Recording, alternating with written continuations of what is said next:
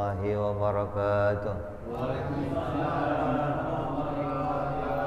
الفاتحة إلى روح سيدنا حبيبنا شفيعنا رسول الله سيدنا محمد بن عبد الله صلى الله عليه وعلى آله وصحبه وأزواجه وذريته الله يعني الرجال في الجنة وينفعنا بأسرارهم وأنوارهم وعلومهم ونفعاتهم وبركاتهم في الدين والدنيا والآخرة ويجعلنا من حزبهم ويرزقنا محبتهم ويتوفنا على ملتهم ويأشرنا في زمرتهم بالعافية والسلامة. لهم الفاتحة.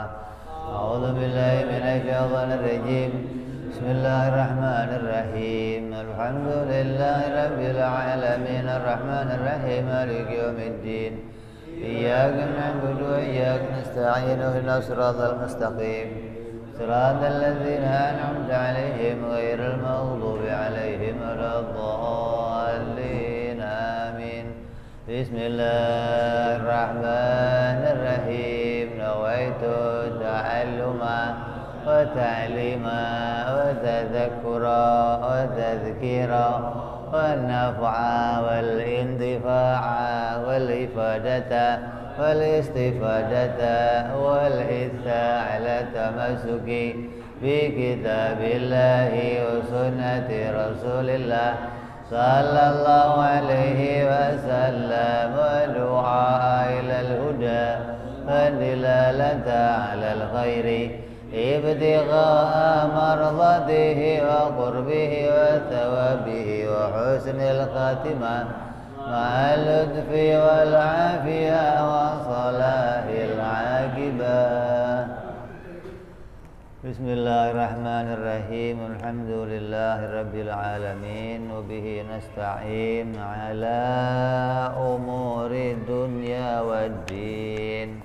الصلاة والسلام على رسول الله سيدنا وحبيبنا وشفيعنا ومولانا محمد صلى الله عليه وعلى آله وصحبه أجمعين. أما بعد. وقال مصنف الكتاب حبيب الإمام حضرة الشيخ إمام نووي البنتاني رحمه الله وغفر له ولوالديه ونفعنا به في الدارين. اللهم افتح قلوبنا فتوح العارفين وبحكمتك وانصر علينا برحمتك يا أرحم الراحمين. إلى أن قال. Masuk dalam pembahasan sifat yang ke-5, yaitu sifat qiyamuhu fi nafsihi. Wajib Allah subhanahu wa ta'ala berdiri pada dirinya sendiri. Maksudnya berdiri sendiri itu bukan berdiri tegak, bukan. Nyambung? Bukan berdiri begini, bukan. Ini berdiri. Kalau begini bukan begitu maksudnya. Berdiri sendiri maksudnya Allah tidak butuh yang lain, gitu loh. Gambarannya begini gambarannya. Arifin buka toko dan dia sekarang mandiri. Artinya apa? Tidak dibantu oleh yang lain. Tokonya punya sendiri, modalnya punya sendiri, gitu loh.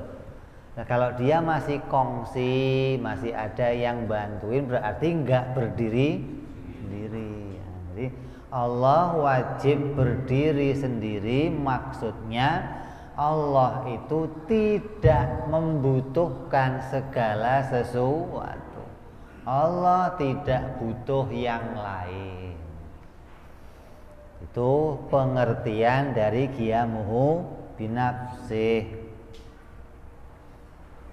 Wa maknahu, dan maknanya qiyamuhu binafsih mufassiratun bi amroini. Yang dimaksud Allah itu tidak butuh yang lain, itu ditafsirkan di sini oleh Imam Nawawi. Beliau mengambil Allah tidak membutuhkan dua perkara. Padahal Allah itu enggak butuh segala sesuatu. Tapi yang mau diambil pada pembahasan ini cukup dua perkara. Apa? Annahu ta'ala ya la yaftakiru ila mahallin wala yaftakiru ila mukhassisin. Allah tidak membutuhkan kepada tempat, dan Allah tidak membutuhkan kepada pencipta. Ya. Allah tidak butuh tempat, dan Allah tidak butuh pencipta. Itu maksudnya Allah itu berdiri sendiri. Nah, kalau kita butuh pencipta, kita tidak bisa muncul kecuali kita itu diciptakan. Maka kita itu bisa dikatakan, kalau mau dikatakan kita itu tidak berdiri sendiri secara mutlak. Karena yang berdiri sendiri secara mutlak itu hanya Allah. Bahasa lainnya itu berdiri sendiri, bahasa lainnya apa? Maha kaya, ghaniyul mutlak. Yang maha kaya itu hanya Allah secara mutlak. Kaya bagi Allah berbeda dengan kaya bagi makhluk. Kalau kaya bagi makhluk apa? Muqayyad. Artinya kaya bagi makhluk itu ketika memiliki sesuatu. Banyak uangnya berarti kaya harta. Kalau banyak istrinya kaya istri. Lah ya dong, kalau banyak utangnya alhamdulillah udah lulus dia. Ya. Nah, kalau Allah kaya itu bukan karena memiliki sesuatu. Justru Allah itu kaya, nggak butuh segala sesuatu, begitu loh. Jangan Allah itu maha kaya. Kenapa? Karena punya langit, punya bumi, punya bintang, punya gunung, itu punya Allah semua. Maka Allah maha kaya. Itu bukan kaya bagi Allah yang begitu. Itu kayanya bagi Fir'aun begitu. Kaya bagi Emir Arab itu begitu. Punya kilang minyak, punya apartemen, punya villa, punya mobil, maka disebut orang kaya. Kalau Allah disebut kaya gara-gara memiliki langit, bumi dan segalanya, maka ntar ditanya, kalau langit, bumi belum diciptakan, Allah punya apa? Miskin dong. Jadi kaya bagi Allah jangan disamakan seperti kayanya bagi makhluk. Kaya bagi Allah itu maknanya Allah itu nggak butuh segala sesuatu. Makanya segala yang diciptakan Allah buat makhluk, buat kamu. Allah nggak butuh, begitu loh. Allah bikin langit buat kamu. Ngapain sih? Buat ngatapin kita. Allah bikin bumi, kita bisa nginjek, bisa melangkah. Allah bikin udara, kita bisa menghirupnya. Allah bikin matahari, lu bisa berjemur di pinggir pantai. Enak dan lu. Mak bisa jemur apa? Baju. Allah bikin ini, bikin semua yang dibikin Allah buat kamu semua. Artinya itu kembali kepada makhluk. Allah tidak membutuhkannya. Itu maksudnya berdiri sendiri atau maha kaya. Gitu. Bukan maha kaya itu berarti memiliki segalanya. Kalau begitu malah nggak berdiri sendiri, berdirinya dibantu oleh yang lain. Dia kaya gara-gara memiliki, dia kaya gara-gara punya, dia kaya gara-gara.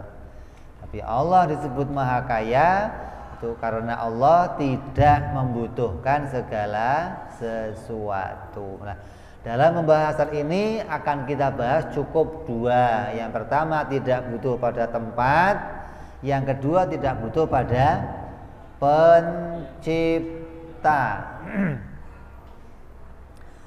Kalau ada orang yang mengartikan la yaftakiru ila mahalin, itu diartikan tidak butuh kepada tempat, itu pasti orang itu nggak pernah ngaji tauhid.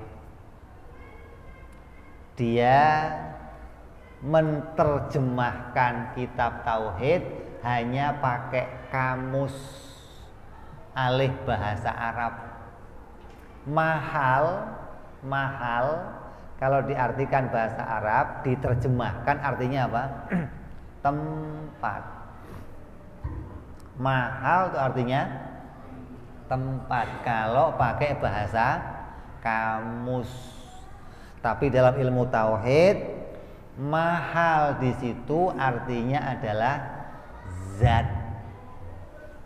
Allah itu enggak butuh tempat, artinya Allah itu enggak butuh kepada zat yang lain.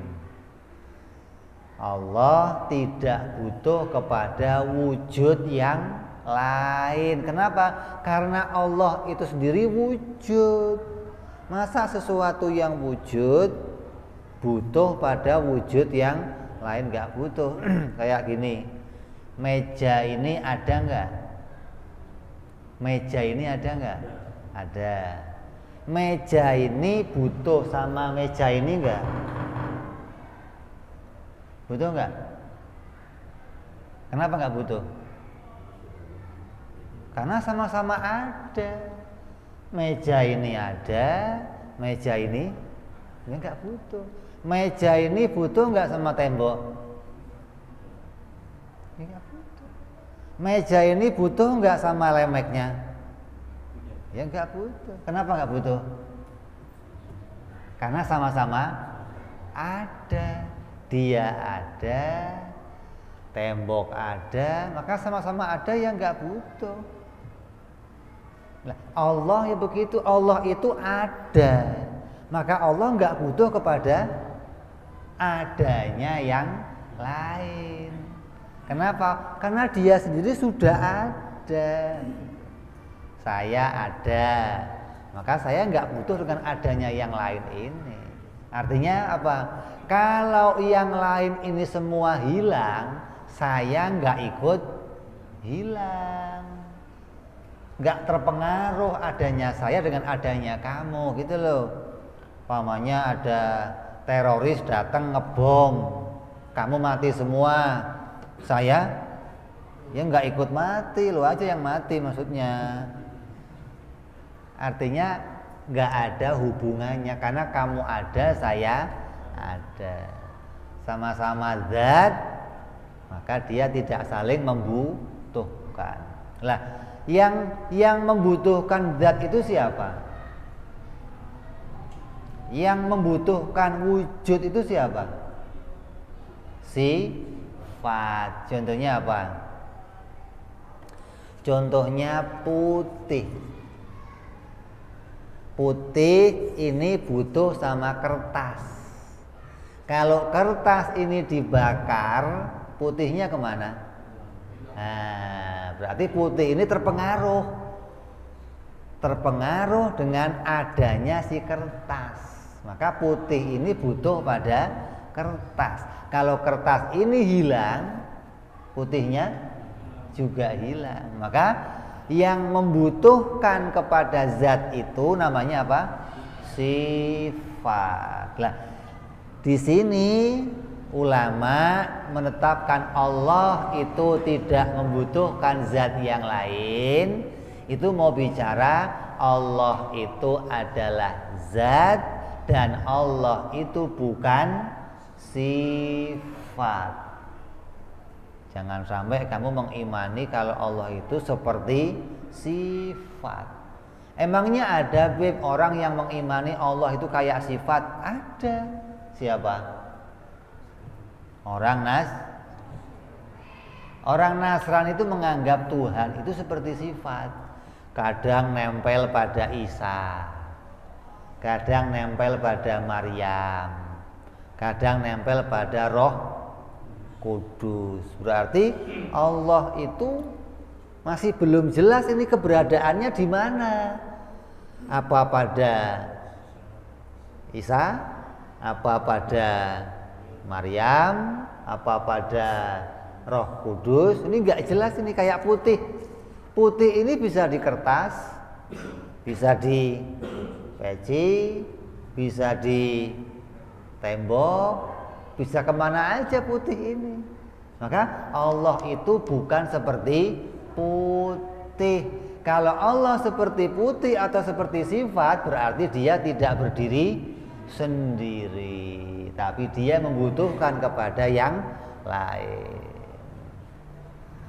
Harus kita imani dengan lurus ini. Maka jangan sampai kita mengimani yang begitu.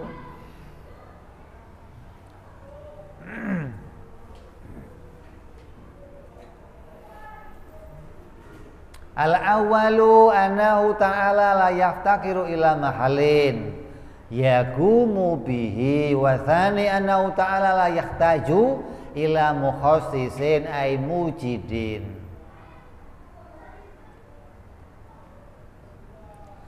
Yang kedua, Allah itu tidak butuh kepada pencipta.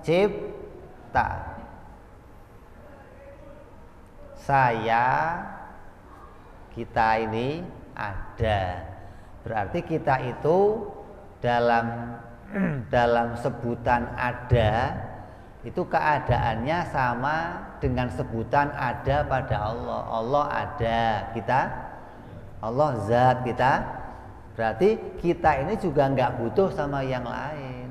Artinya untuk menjadi sesuatu yang ada, saya nggak butuh adanya yang lain. Kenapa? Saya sudah ada, saya zat, saya nggak butuh sama yang lain.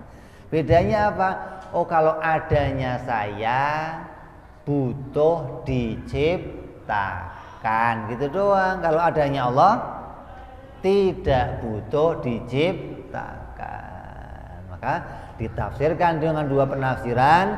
Yang pertama, Allah itu adalah zat, maka Allah tidak butuh pada zat yang lain. Yang kedua, Allah juga tidak butuh diciptakan. Kenapa harus ada dua penafsiran ini?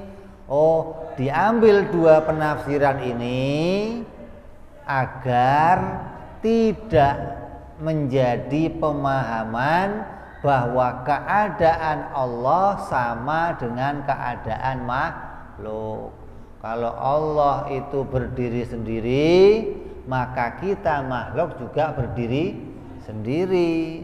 Bedanya apa? Oh, bedanya kalau saya itu berdiri sendiri dan diciptakan. Kalau Allah itu berdiri sendiri dan tidak diciptakan. Wa hadza tsani wa in kana yastaghni anhu bil qidam la yakfi fil istighna li annahu khataral jahli fi hadhil fan azimun wala budda fihi min tasrihi bil aqaid. Loh, pembahasan Allah itu tidak butuh pencipta kan sudah dibahas pada sifat yang sebelumnya. Pada sifat apa dulu bahas? Allah itu enggak butuh dibikin. Allah tidak butuh pencipta. Itu dibahas pada sifat apa dulu? Hah? Hah? Qidam.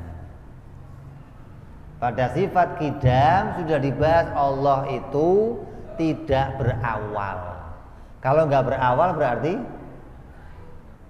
tidak butuh diciptakan. Yang butuh diciptakan siapa? Yang berawal. Kalau yang tidak berawal tidak butuh diciptakan, maka Allah wajib kita imani kalau Allah itu tidak diciptakan. Kenapa? Karena Allah punya sifat qidam. Loh, pada sifat qidam sudah dibahas kalau Allah itu tidak butuh diciptakan. Kenapa kok di sini dibahas lagi? Berarti ada 2 kali pembahasan dong. Iya, ada 2 kali pembahasan, tapi dibahasnya 2 kali ini karena ada sebuah kepentingan. Kalau enggak dibahas lagi, maka akan berbahaya, menjadikan orang itu salah paham tentang sifat-sifat Allah Subhanahu wa ta'ala. Agar kita bisa bedain, kalau kita disebut kaya, maka kayanya kita bukan kaya yang mutlak. Kalau Allah disebut kaya, maka kayanya Allah kaya yang mutlak. Artinya enggak butuh segalanya, enggak butuh zat yang lain, enggak butuh tempat, enggak butuh diciptakan, tidak butuh disempurnakan, tidak butuh pada perabot alat, dan segala sesuatu itu menunjukkan Allah Maha Kaya, tidak butuh kepada yang lain. Lah kalau orang India, orang India, ada orang Yunani, mereka menganggap Tuhan itu ada Krishna, apa lagi? Ada Siwa, apa lagi? Wisnu. Ada kalau di Yunani apa? Ada dewa Zeus, ada. Maka mereka para dewa-dewa ini dianggap semuanya Tuhan. Berarti Tuhan itu nempel kemana-mana. Kadang ke Siwa, kadang ke Wisnu, kadang ke Brahma, kadang ke. Jadi yang Tuhan asli yang mana? Ini semuanya Tuhan. Oh, berarti Tuhan dianggap kayak polisi. Tuhan itu dianggap sebuah oknum. Polisi apa sih? Oknum. Jenderalnya namanya apa? Polisi. Mayornya polisi. Kopralnya polisi. Berarti kan polisi semua. Dari jenderal polisi, mayor polisi, kopral polisi, ini polisi. Berarti polisi itu bisa nempel kemana? Ke jenderal bisa, ke mayor bisa. Nah, kamu nggak boleh nganggap Tuhan seperti itu. Makanya orang Nasrani diantaranya orang-orang yang keimanannya apa? Dianggap sama seperti orang-orang itu, menganggap Tuhan itu bisa nempel kepada Isa titisan Tuhan. Jadi sifat-sifat Tuhan menitis pada Isa jadi Tuhan. Sama kayak macan. Kalau bapaknya macan, anaknya macan. Masa kucing? Mana sih bapaknya macan, anaknya kucing? Gimana? Kalau bapaknya macan, anaknya. Nah, kalau bapaknya Tuhan, anaknya ya Tuhan lagi. Berarti Tuhan itu dianggap oknum yang bisa kemana saja. Kamu nggak boleh iman seperti itu. Kamu harus iman Allah itu ya hanya pada dirinya sendiri, nggak ada pada yang lain, nggak ada. Allah itu nggak bisa kemana-mana, sifatnya mau nempel ke sana ya nggak bisa, karena kita wajib iman Allah itu zat yang berdiri sendiri. Ini jelas ini. Waziduhu, lawannya berdiri sendiri apa? Lawannya adalah membutuhkan yang lain. Berdiri sendiri itu sifat yang wajib. Lawannya apa? Butuh pada yang lain. Maka waziduhu al-ikhtiyaju ila mahallin wal mukhassisin. Lawannya dari qiyamu bin nafsih, Allah itu butuh kepada zat yang lain dan Allah butuh diciptakan. Kalau sudah butuh kepada zat yang lain, ya pasti diciptakan. Wisnu, Krishna, ada nggak itu yang di TV itu Tuhan kecil, ada kan? Dewa kecil itu yang warnanya biru, pernah lihat kamu? Film apa? Hati-hati, jangan ditinggalkan anak kamu nonton film itu sendirian. Ntar dianggap wow ini. Kalau Tuhannya bisa dari kecil kemudian gede, dewasa, tua, lama-lama ngapain? Modar juga, koet. Ada Tuhan mati gimana? Tuhan apa Tuhan itu? Ntar reinkarnasi muncul lagi, jadi Tuhan baru lagi. Atau ini pikirannya orang-orang yang rusak, tidak mengenal mana yang menjadi hak-haknya ketuhanan. Makanya kenal Tuhan harus pakai wajib, mustahil, jaiz, baru bisa beres. Kalau enggak bisa. Maka apa yang wajib bagi Tuhan? Berdiri sendiri, begitu, tidak butuh pada yang lain. Apa yang mustahil bagi Allah? Butuh pada yang lain. Itu sifat mustahil bagi Tuhan. Kok ada Tuhan butuh sama yang lain? Bukan Tuhan namanya. Tanya, itu para dewa-dewa itu tinggalnya di mana? Oh, di kayangan, tinggal di kayangan. Lah yang bikin kayangan siapa? Ya dia sendiri. Oh, dibikin sendiri, ditempatin sendiri. Lah sebelum kayangan dibikin dia kemana? Ya kentayangan. Masih gak jelas, masih jadi jelangkung lah. Kadang diundang ke sono, kadang diundang ke sono. Ini apa Tuhan kok begitu? Tuhan itu berdiri tidak butuh sama yang lain. Makanya kalau ada orang Islam kok mengimani Allah itu ada di arus, duduk di singgah, itu Tuhan bukan sebenarnya. Tuhan apa Tuhan-Tuhanan gitu loh. Jadi jangan sampai kita imannya salah nih kepada Allah ya. Jadi lawannya berdiri sendiri adalah sifat mustahil. Apa yang mustahil bagi Allah?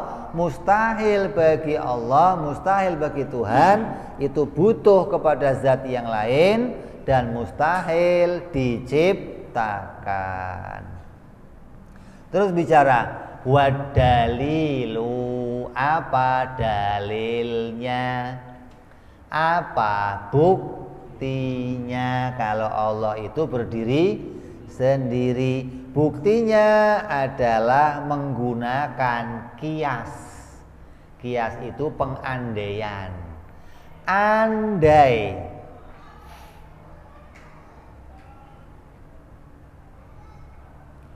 Andai Tuhan itu tidak berdiri sendiri, andai itu ada andai yang bisa terjadi, ada andai yang nggak mungkin terjadi. Andai yang mungkin terjadi kayak apa contohnya?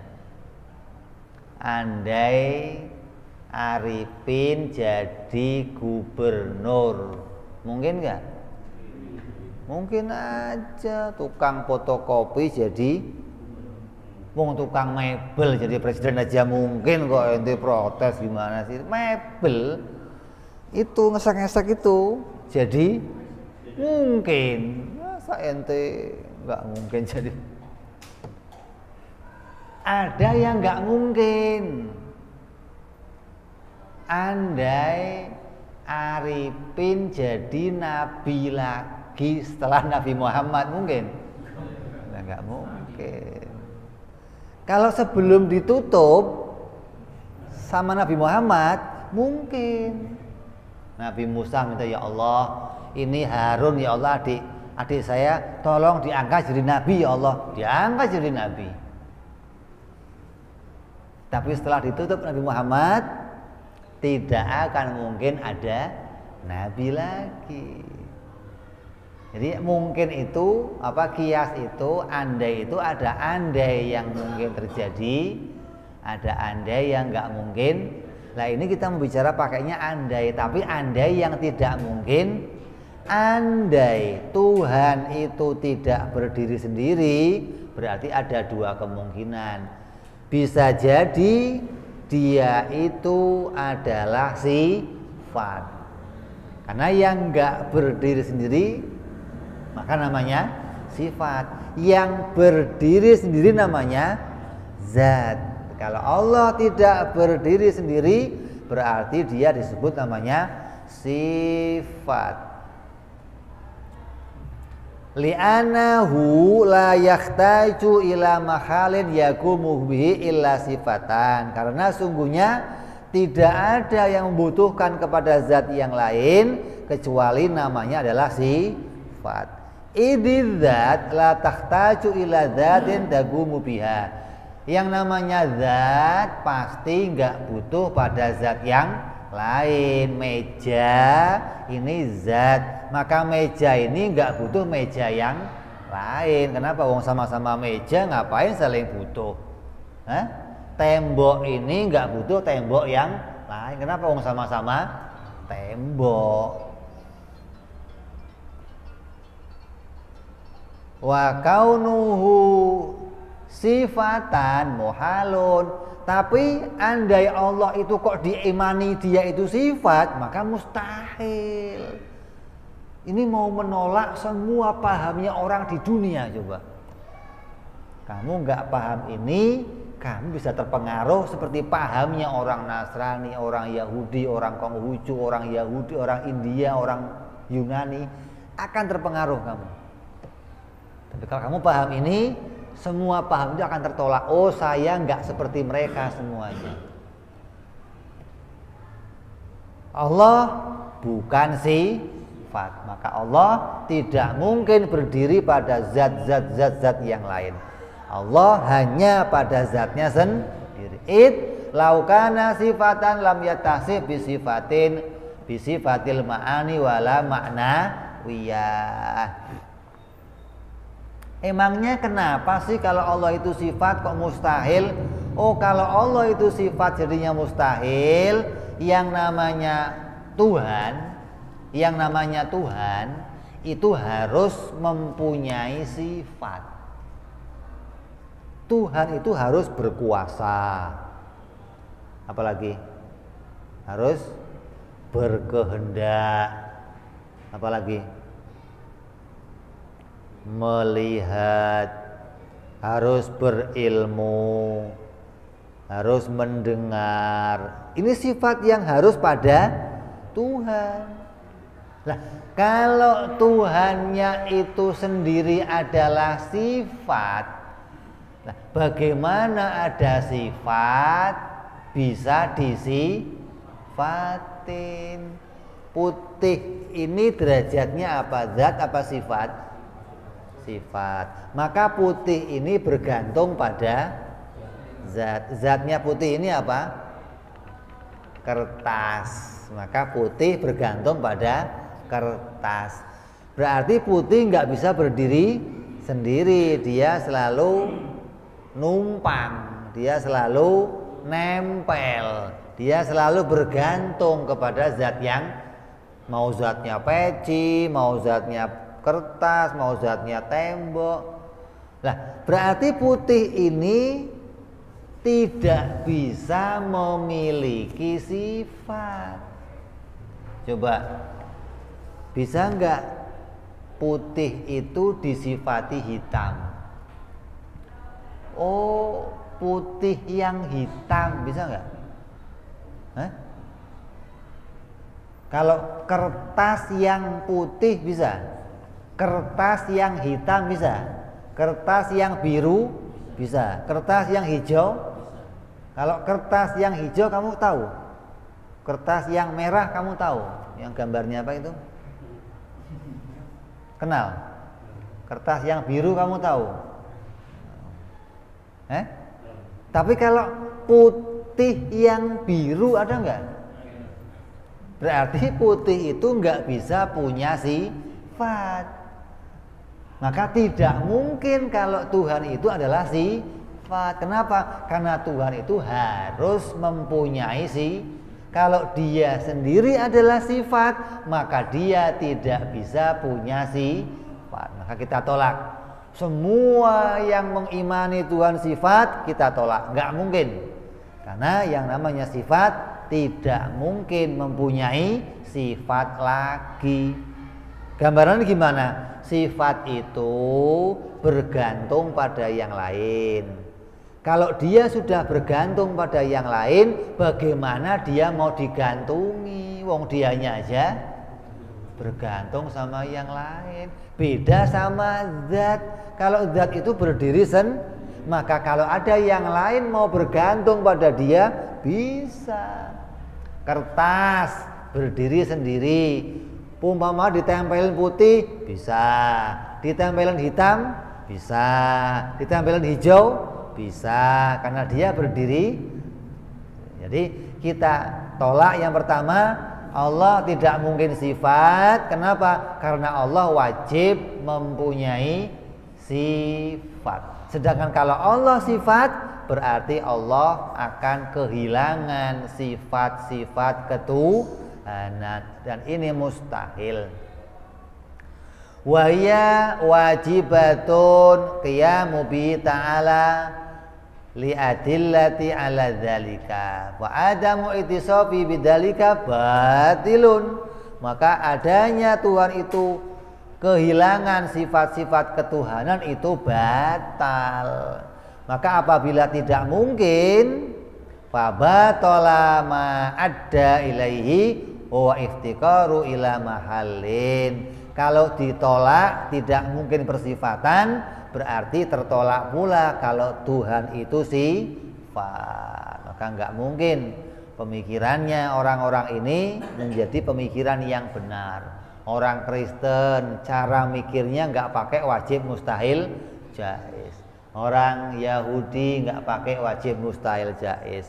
Orang India, orang Yunani, orang enggak ada yang pakai wajib mustahil, hingga mereka enggak bisa memutuskan mana yang wajib bagi Tuhan dan mana yang mustahil bagi Tuhan.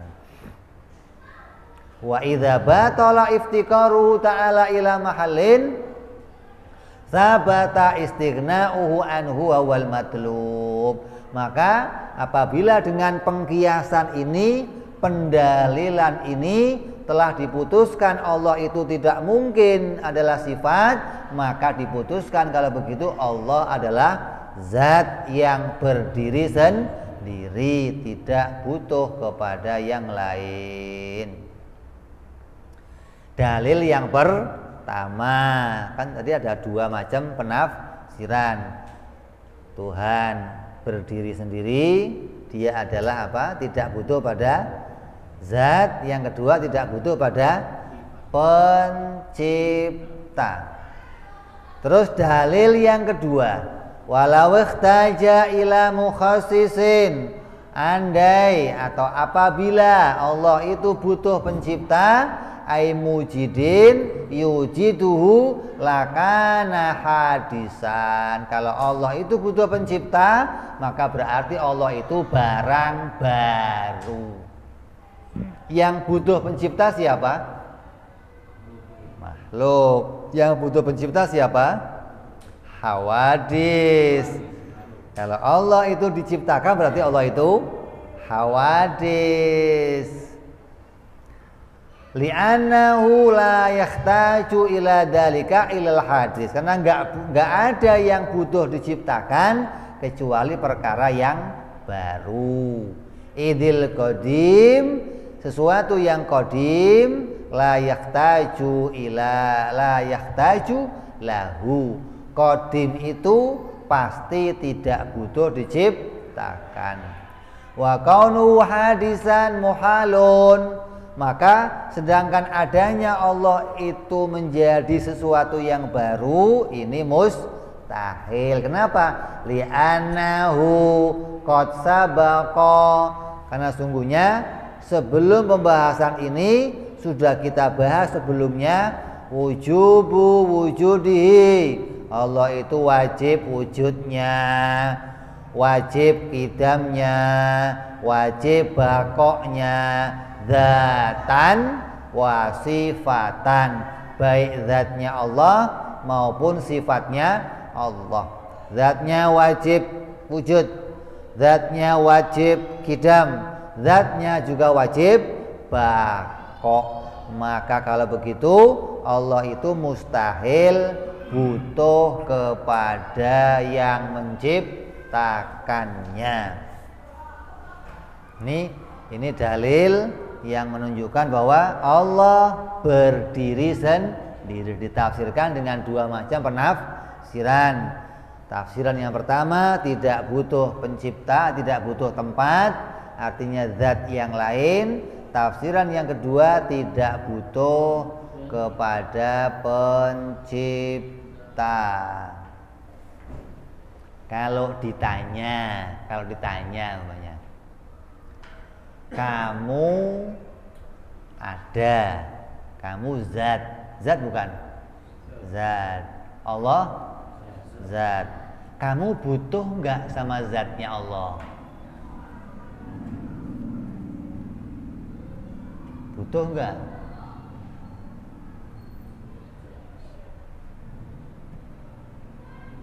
Butuh enggak? Kamu sama zatnya Allah butuh enggak? Ini tembok. Ini tembok. Tembok ini butuh tembok ini enggak? Enggak. Allah zat. Kamu, zatnya kamu butuh zatnya Allah enggak? Enggak, gitu dong. Kenapa? Karena sama-sama zat. Yang namanya sama-sama zat tidak saling membutuhkan. Ini ngomong begini hanya boleh di majelis taklim. Istri kamu zat bukan? Kamu jadi enggak butuh.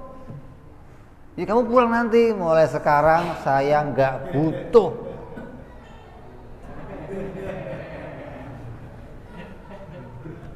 Kan saya ngomong bener. Istri kamu zat bukan?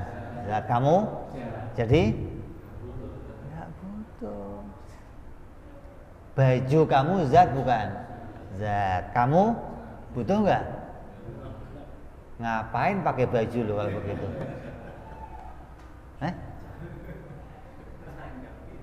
Lah ya mau telanjang mau enggak, saya enggak cerita. Saya tanya, kamu butuh enggak sama baju? Butuh enggak? Baju zat bukan? Zat. Kamu jadi enggak butuh dong. Lah kalau enggak butuh ngapain pakai baju? Ini pelajaran penting biar kamu pinter ini. Mak, mulai sekarang saya enggak butuh kamu.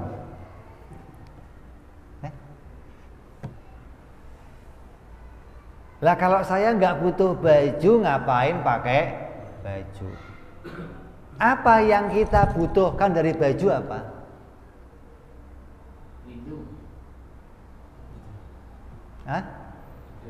Kerjanya. Yang kamu butuhkan dari istri apa? Kerjanya. Emang kerjanya istri ngapain sih? Ush. Kalau istri kamu nggak ada kerjanya, butuh kamu putus hubungan. Hah?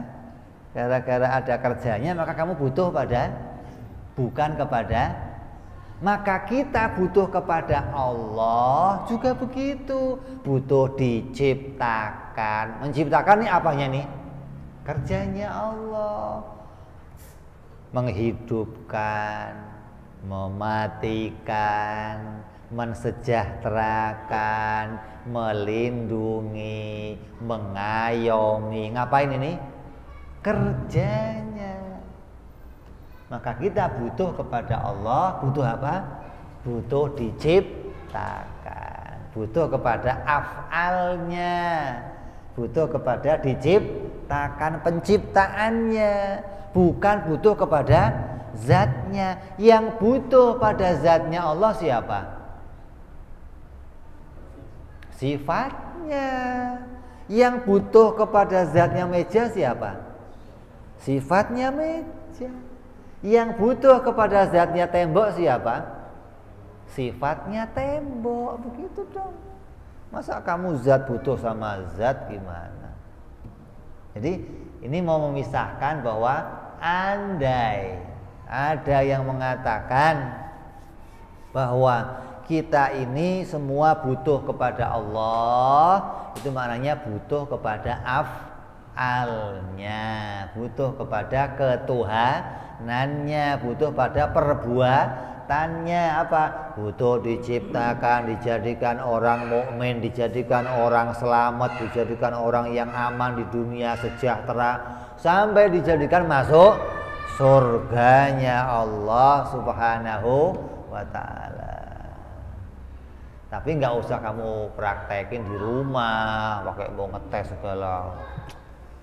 Mulai sekarang saya nggak butuh sama kamu. Ntar dikira kamu punya istri baru, lu punya simpenan, lu nggak butuh sama gua sekarang gitu.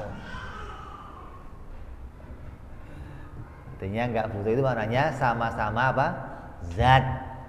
Zat sama zat nggak saling membutuhkan, tapi kita butuh pada perbuatannya. Saya dengan meja nggak saling butuh lah. Kenapa dihadapin Bib? Ada kerjanya. Kita manfaatin apa? Kerjanya. Kamu pakai sendal, kamu pakai baju, kamu pakai sepatu, kamu pakai apa saja, ini berkaitan sama kerjanya. Jadi pembahasan Qiyamu binafsi mau bicara bahwa yang namanya zat itu disebut namanya sesuatu yang berdiri atau maha kaya. Zat itu nggak butuh sama yang lain. Tapi kalau bagi Allah tidak butuhnya itu mutlak, segalanya Allah nggak butuh. Kalau kita, saya nggak butuh sama yang lain. Saya sama zatnya tembok nggak butuh, saya sama zatnya kamu nggak butuh, saya sama zat, sampai saya sama zatnya Allah nggak butuh. Tapi saya butuhnya apa? Diciptakan. Nah kalau Allah nggak butuh sama segalanya dan nggak butuh pula diciptakan, makanya ada dua penafsiran agar kamu jelas. Tidak menyamakan keadaan Allah dengan keadaan makhluk. Disinilah pembahasan Qiyamu binafsi yang harus dipahami oleh tiap-tiap orang Islam, hingga kita itu selalu punya hajat, punya kebutuhan kepada fiilnya Allah, pada perbuatannya Allah. Makanya kita selalu tiap hari doa, minta ini, minta itu. Minta kepada apa? Butuhnya kita bukan pada zatnya, tapi butuhnya kita pada diciptakan oleh Allah. Diciptakan jadi apa? Ya jadi makhluk, jadi orang iman, jadi orang takwa, jadi orang pinter. Jadi karena kita nggak bisa menjadi sesuatu tanpa diciptakan. Kamu punya cita-cita jadi dokter, jadi insinyur, profesor, jadi kiai, jadi yang bisa membawa kamu ke sana ya Allah. Kalau nggak diciptakan oleh Allah, kamu nggak akan jadi apa-apa. Jangan dianggap saya dengan kemampuan saya bisa menjadi sesuatu. Nggak bisa, bohong. Yang bisa membawa kamu menjadi sesuatu adalah Allah. Kalau kamu diciptakan Allah, maka kamu akan menjadi sesuatu. Mudah-mudahan kita semua dijadikan oleh Allah menjadi orang-orang yang terus punya iman, terus punya akidah, terus punya keyakinan, terus punya amal yang soleh, terus punya ketenangan hati, ketentraman jiwa. Allah berikan kita rezeki yang baik, rezeki yang mudah, jadikan amal-amal yang soleh. Allah jadikan pula kita iman yang kokoh sampai nanti kepada akhir hayat kita tetap terkandung iman dalam badan kita sampai nanti berjumpa dengan Allah Subhanahu wa ta'ala.